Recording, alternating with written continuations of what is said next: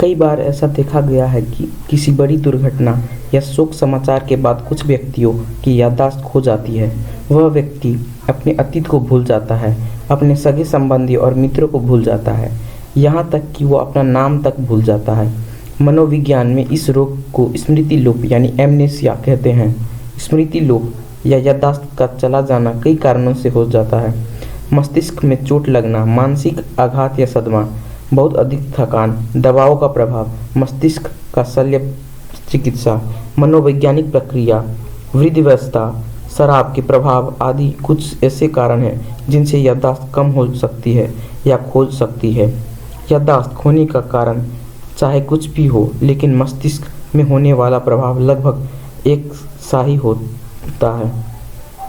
याददाश्त मस्तिष्क में उपस्थित न्यूरॉन्स के द्वारा कायम रहती है। जब ये न्यूरॉन्स किसी कारणवश प्रभावित हो जाता है तो स्मृति लोप यानी एमनेसिया हो जाता है।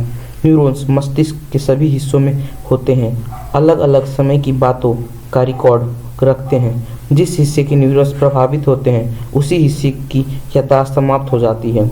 स्मृति लोप यानी एमनेसिया में या तो याददाश्त खोने से पहले की बात याद नहीं रखती है या याददाश्त खोने के बाद की घटनाएं याद नहीं रहती।